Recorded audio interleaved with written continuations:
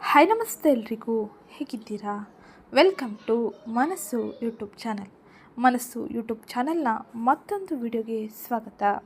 ನಾನಿವತ್ತು ನಿಮಗೆ ತಿಳಿಸೋಕೆ ಬಂದಿರೋ ವಿಷಯ ಏನಪ್ಪ ಅಂದರೆ, ಜೂನ್ 2025ರಲ್ಲಿ ಮಿಥುನ ರಾಶಿಯವರ ಭವಿಷ್ಯ ಯಾವ ರೀತಿಯಲ್ಲಿ ಇರಲಿದೆ, ಗ್ರಹಗಳ ಸಂಚಾರ ನಿಮ್ಮ ಜೀವನದ ಮೇಲೆ ಯಾವ ರೀತಿಯ ಪರಿಣಾಮವನ್ನು ಬೀರಲಿದೆ.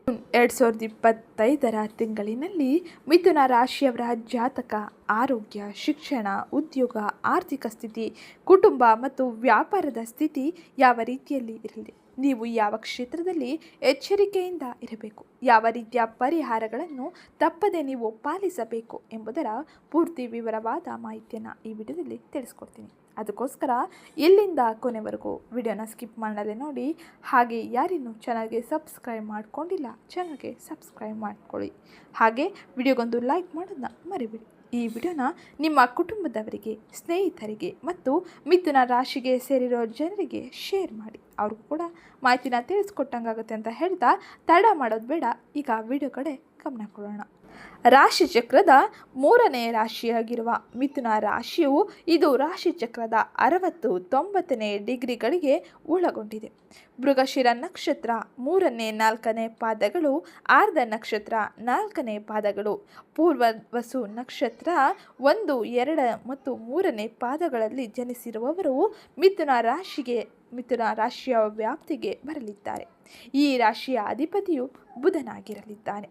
ಮಿಥುನ ರಾಶಿಯವರ ಮಾಸಿಕ ಭವಿಷ್ಯದಲ್ಲಿ ಗ್ರಹಗಳ ಸಂಚಾರ ಹೀಗಿರಲಿದೆ. ಮೊದಲಿಗೆ ಸೂರ್ಯ ಗ್ರಹ.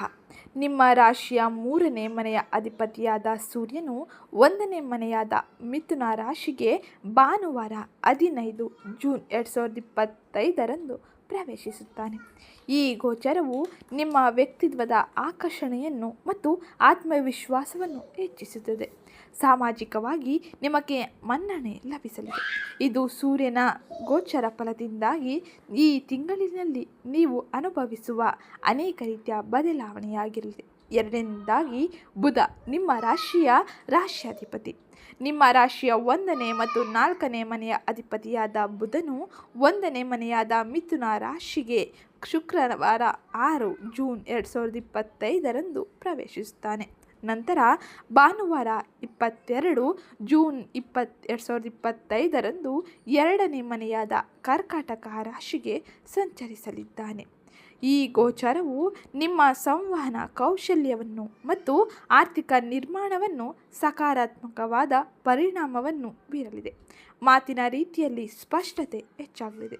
ಬುಧನು ನಿಮ್ಮ ರಾಶಾಧಿಪತಿಯಾಗಿದ್ದು ಈ ಬದಲಾವಣೆಯನ್ನು ನಿಮ್ಮ ಜೀವನದಲ್ಲಿ ತರಲಿದ್ದಾನೆ. ಅದೇ ರೀತಿ ಶುಕ್ರ ಗ್ರಹವು ನಿಮ್ಮ ರಾಶಿಯ 5ನೇ ಮತ್ತು 12ನೇ ಮನೆಯ ಅಧಿಪತಿಯಾಗಿರಲಿದ್ದಾನೆ. ಈ ತಿಂಗಳ ಆರಂಭದಲ್ಲಿ 12ನೇ ಮನೆಯಾದ ವೃಷಭ ರಾಶಿಯಲ್ಲಿ ಇರಲಿದ್ದಾನೆ. ನಂತರ ಭಾನುವಾರ 29 ಜೂನ್ 2025ರಂದು 1ನೇ ಮನೆಯಾದ ಮಿಥುನ ರಾಶಿಗೆ ಪ್ರವೇಶಿಸಲಿದ್ದಾನೆ.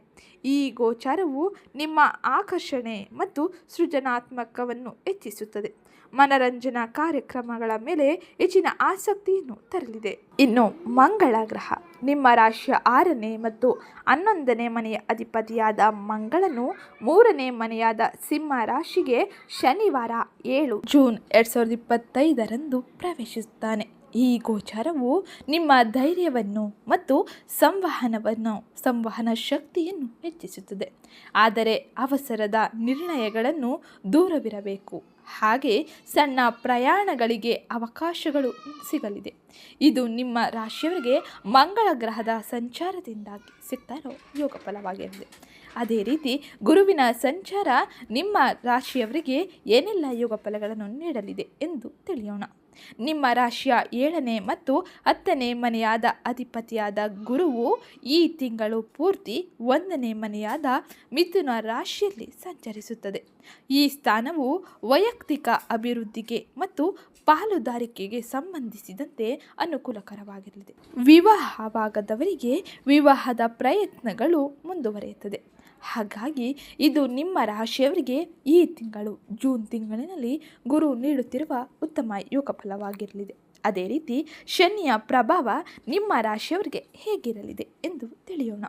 ನಿಮ್ಮ ರಾಶಿಯ 8ನೇ ಮತ್ತು 9ನೇ ಮನೆಯ ಅಧಿಪತಿಯಾದ ಶನಿ ಈ ತಿಂಗಳು 10ನೇ ಮನೆಯಾದ ಮೀನ ರಾಶಿಯಲ್ಲಿ ಸ್ಥಿರವಾಗಿದ್ದಾನೆ.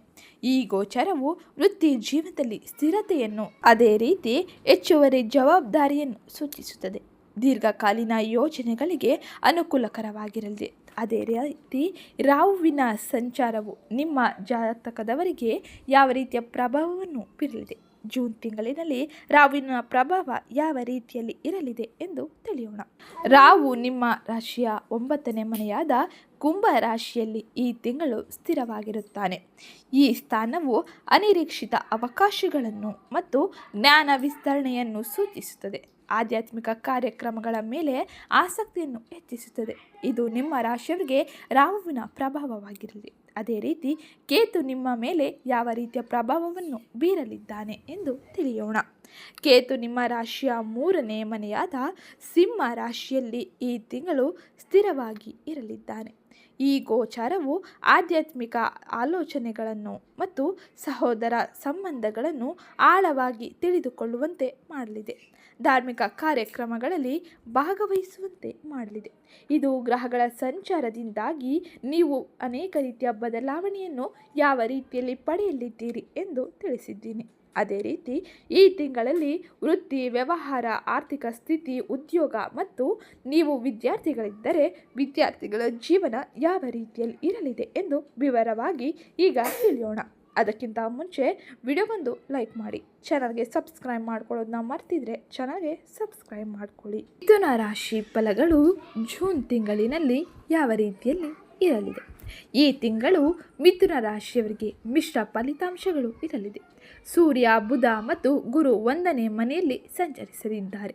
ನಿಮ್ಮ ವ್ಯಕ್ತಿತ್ವ ಮತ್ತು ಸಂವಹನ ಕೌಶಲ್ಯವು ಸುಧಾರಣೆಯನ್ನು ಪಡೆಯಲಿದೆ. ಆದರೆ ಶನಿ 10ನೇ ಮನೆಯಲ್ಲಿ ಮತ್ತು ಮಂಗಳ 3ನೇ ಮನೆಯಲ್ಲಿ ಇರುವುದರಿಂದಾಗಿ ವೃತ್ತಿ ಜೀವನ ಮತ್ತು ಆರೋಗ್ಯದಲ್ಲಿ ಕೆಲವು ಸವಾಲುಗಳು ಎದುರಾಗಲಿದೆ. ರಾಹು 9ನೇ ಮನೆಯಲ್ಲಿ ಅನಿರೀಕ್ಷಿತ ಅವಕಾಶಗಳನ್ನು ನೀಡಲಿದ್ದಾನೆ. ಆದರೆ ಆರ್ಥಿಕ ವಿಷಯದಲ್ಲಿ ಜಾಗರೂಕತೆಯಿಂದ ಇರಬೇಕಾಗಿರಲಿದೆ. ಹಾಗಾದರೆ ನಿಮ್ಮ ವೃತ್ತಿ ಮತ್ತು ವೃತ್ತಿ ಜೀವನ ಯಾವ ರೀತಿಯಲ್ಲಿ ಇರಲಿದೆ ಈ ತಿಂಗಳಿನಲ್ಲಿ ಎಂದು ತಿಳಿಯೋಣ. ವೃತ್ತಿ ಜೀವನದಲ್ಲಿ ಮಿಥುನ ರಾಶಿಯವರಿಗೆ ಈ ತಿಂಗಳು ಸವಾಲುಗಳಿಂದ ಕೂಡಿರಲಿದೆ. ಹಾಗೆ ಶನಿ 10ನೇ ಮನೆಯಲ್ಲಿ ಇರುವುದರಿಂದಾಗಿ ಹೆಚ್ಚುವರಿ ಕೆಲಸದ ಹೊರೆ ಮತ್ತು ಜವಾಬ್ದಾರಿಗಳು ಹೆಚ್ಚಾಗಲಿದೆ. ತಿಂಗಳ ಮೊದಲ 2 ವಾರಗಳಲ್ಲಿ ಮೇಲಧಿಕಾರಿಗಳೊಂದಿಗೆ ಸಂಭಾಷಣೆಗಳಲ್ಲಿ ಜಾಗರೂಕತೆ ಇರಲಿ, ಏಕೆಂದರೆ ನಿಮ್ಮ ಮಾತುಗಳನ್ನು ತಪ್ಪಾಗಿ ಅರ್ಥೈಸಿಕೊಳ್ಳಬಹುದು. ಸೂರ್ಯನು 1ನೇ ಮನೆಗೆ ಪ್ರವೇಶಿಸಿದ ನಂತರ, ಅಂದರೆ ಜೂನ್ 15ರ ನಂತರ ನಿಮ್ಮ ಆತ್ಮವಿಶ್ವಾಸ ಮತ್ತು ನಾಯಕತ್ವದ ಗುಣಗಳು ಸುಧಾರಣೆಯನ್ನು ಪಡೆಯಲಿದೆ. ಇದರಿಂದಾಗಿ ಕಚೇರಿಗಳಲ್ಲಿ ಸಕಾರಾತ್ಮಕ ಬದಲಾವಣೆಯನ್ನು ನೀವು ಕಾಣಬಹುದಾಗಿರಲಿದೆ. ಕೆಲವರು ಉದ್ಯೋಗ ಸಂಬಂಧಿತ ದೂರದ ಪ್ರಯಾಣವನ್ನು ಮಾಡಬೇಕಾಗಿ ಬರಬಹುದು. ಇವು ವೃತ್ತಿ ಜೀವನಕ್ಕೆ ಶುಭಪ್ರಾಯವಾಗಿದ್ದು, ಹೊಸ ಉದ್ಯೋಗದ ಅವಕಾಶಗಳಿಗೆ ಪ್ರಯತ್ನಿಸುತ್ತಿರುವವರು ತಿಂಗಳ ದ್ವಿತೀಯಾರ್ಧದಲ್ಲಿ ಉತ್ತಮ ಫಲಿತಾಂಶಗಳನ್ನು ಪಡೆಯಬಹುದು. ಹಾಗೆ ಮಂಗಳನು 3ನೇ ಮನೆಯಲ್ಲಿ ಇರುವುದರಿಂದಾಗಿ ನಿಮ್ಮ ಧೈರ್ಯ ಹೆಚ್ಚಾಗಲಿದೆ. ಆದರೆ ಆವೇಶದಲ್ಲಿ ನಿರ್ಣಯಗಳನ್ನು ತೆಗೆದುಕೊಳ್ಳಬೇಡಿ. ಹಾಗೆ ನಿಮ್ಮ ಸಹೋದ್ಯೋಗಿಗಳ ಸಹಕಾರ ನಿಮಗೆ ಈ ಸಮಯದಲ್ಲಿ ಸಿಗಲಿದೆ. ಇದು ನಿಮ್ಮ ರಾಶಿಯವರ ವೃತ್ತಿ ಜೀವನದ ಭವಿಷ್ಯವಾಗಿರಲಿದೆ.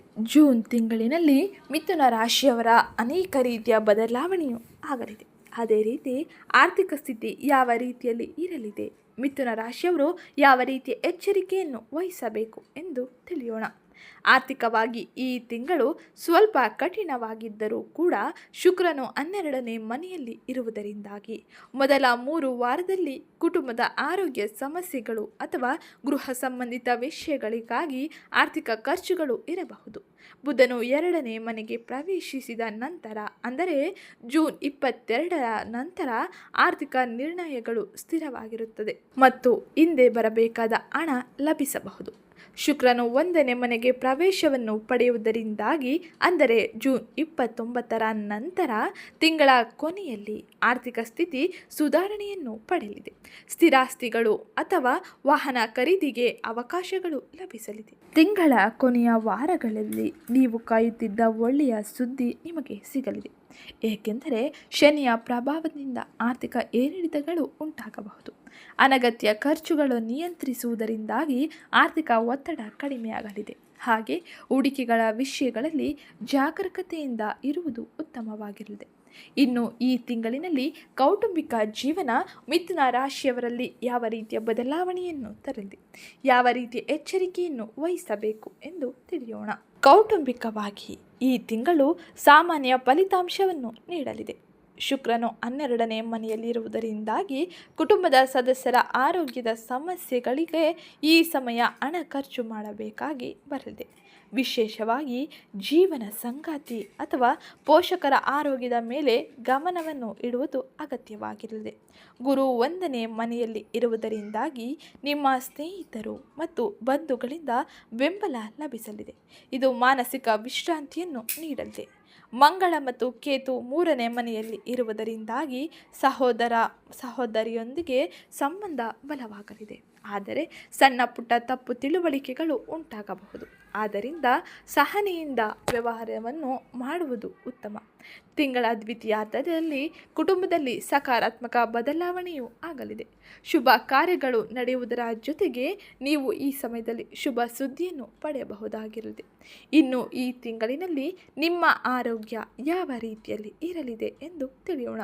ಅದಕ್ಕಿಂತ ಮುಂಚೆ ವಿಡಿಯೋಗೊಂದು ಲೈಕ್ ಮಾಡಿ, ಚಾನಲ್ಗೆ ಸಬ್ಸ್ಕ್ರೈಬ್ ಮಾಡಿಕೊಳ್ಳಿ. ಜೂನ್ ತಿಂಗಳಿನಲ್ಲಿ ಮಿಥುನ ರಾಶಿಯವರ ಆರೋಗ್ಯವು ಸ್ವಲ್ಪ ಜಾಗರೂಕತೆಯಿಂದ ಇರುವುದು ಅಗತ್ಯವಾಗಿರುತ್ತದೆ. ಮಂಗಳನು 3ನೇ ಮನೆಗೆ ಪ್ರವೇಶಿಸುವುದರಿಂದಾಗಿ, ಅಂದರೆ ಜೂನ್ 7ರಿಂದ ಮೊದಲ 2 ವಾರಗಳಲ್ಲಿ ಒತ್ತಡ ಹೆಚ್ಚಾಗಲಿದೆ. ತಲೆನೋವು ಅಥವಾ ಸಣ್ಣ ಗಾಯಗಳು ಉಂಟಾಗಬಹುದು. ಪ್ರಯಾಣದ ಸಮಯದಲ್ಲಿ ಅಥವಾ ಹರಿತವಾದ ವಸ್ತುಗಳ ಬಳಕೆಯನ್ನು ಮಾಡುವಾಗ ಜಾಗರೂಕತೆಯಿಂದ ಇರಬೇಕಾಗಿರಲಿದೆ. ಹಾಗೆ ಶುಕ್ರನು 1ನೇ ಮನೆಗೆ ಪ್ರವೇಶವನ್ನು ಪಡೆದ ನಂತರ, ಅಂದರೆ ಜೂನ್ 29ರ ನಂತರ ಶಾರೀರಿಕ ಶ್ರಮ ಕಡಿಮೆಯಾಗುತ್ತದೆ. ಆರೋಗ್ಯದಲ್ಲಿ ಸುಧಾರಣೆಯು ಕಂಡುಬರಲಿದೆ. ಆರೋಗ್ಯಕರ ಆಹಾರ, ಸಾಕಷ್ಟು ನೀರು ಕುಡಿಯುವುದು ಉತ್ತಮವಾಗಿರಲಿದೆ. ಜೊತೆಗೆ ಯೋಗ ಅಥವಾ ಧ್ಯಾನ ಮಾಡುವುದರಿಂದಾಗಿ ಆರೋಗ್ಯ ಸಮಸ್ಯೆಗಳನ್ನು ನಿವಾರಿಸಿಕೊಳ್ಳಬಹುದಾಗಿರಲಿದೆ.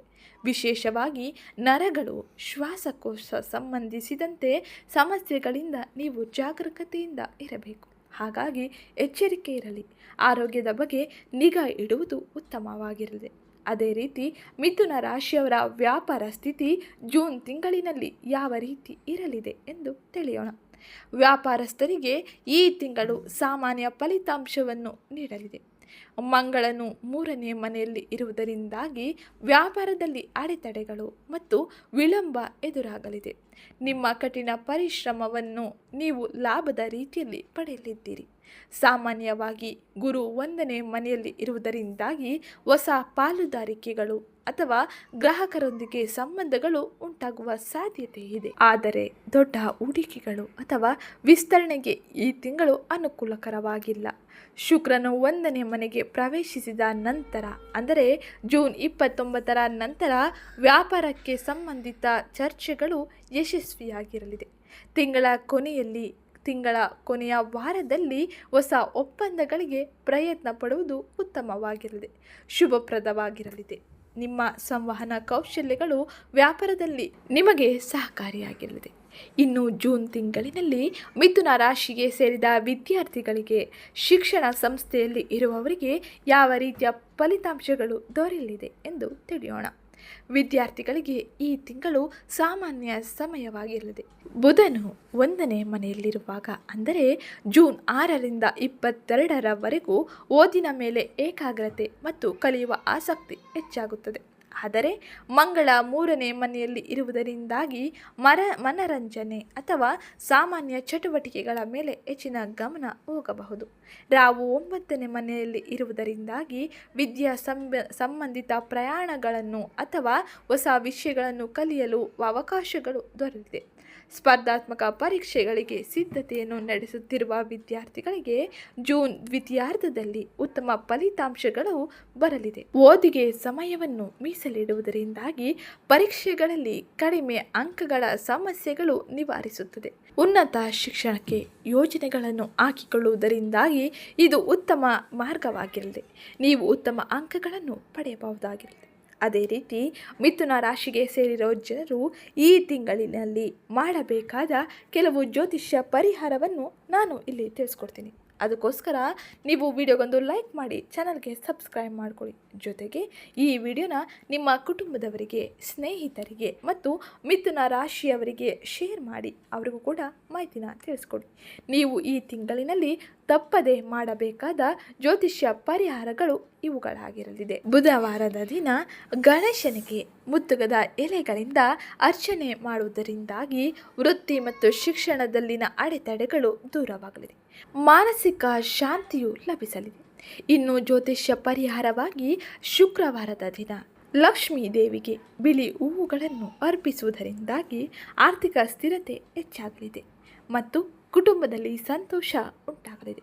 ಇನ್ನು ಮುಂದಿನ ಜ್ಯೋತಿಷ್ಯ ಪರಿಹಾರವಾಗಿ ಮಂಗಳವಾರದ ದಿನ ಹನುಮಾನ್ ಚಾಲಿಸವನ್ನು ಪಠಿಸುವುದರಿಂದಾಗಿ ಆರೋಗ್ಯ ಸಮಸ್ಯೆಗಳು ನಿವಾರಣೆಯನ್ನು ಹೊಂದಲಿದೆ. ಆತ್ಮವಿಶ್ವಾಸ ಹೆಚ್ಚಾಗಲಿದೆ. ಹಾಗೆ ಹನುಮಂತನ ಕೃಪೆ ನಿಮ್ಮ ಮೇಲೆ ಆಗಲಿದೆ. ಇಲ್ಲಿ ಹೇಳಿರುವ ಜ್ಯೋತಿಷ್ಯ ಪರಿಹಾರಗಳನ್ನು ತಪ್ಪದೇ ಮಾಡಿ. ಇದರಿಂದಾಗಿ ಜೀವನದಲ್ಲಿ ನೆಮ್ಮದಿಯನ್ನು, ಸುಖ, ಶಾಂತಿಯನ್ನು ಹೊಂದಬಹುದಾಗಿರಲಿದೆ. ಇದು ಮಿಥುನ ರಾಶಿಯವರ ಜೂನ್ ಭವಿಷ್ಯವಾಗಿರಲಿದೆ. ಇದು ಇವತ್ತಿನ ವಿಡಿಯೋ ಆಗಿದ್ದು, ವಿಡಿಯೋ ಇಷ್ಟ ಆಗಿದ್ದಲ್ಲಿ ವಿಡಿಯೋಗೊಂದು ಲೈಕ್ ಮಾಡಿ ಚಾನಲ್ಗೆ ಸಬ್ಸ್ಕ್ರೈಬ್ ಮಾಡಿಕೊಡಿ. ಸಿಗ್ತೀನಿ ನೆಕ್ಸ್ಟ್ ವಿಡಿಯೋದಲ್ಲಿ.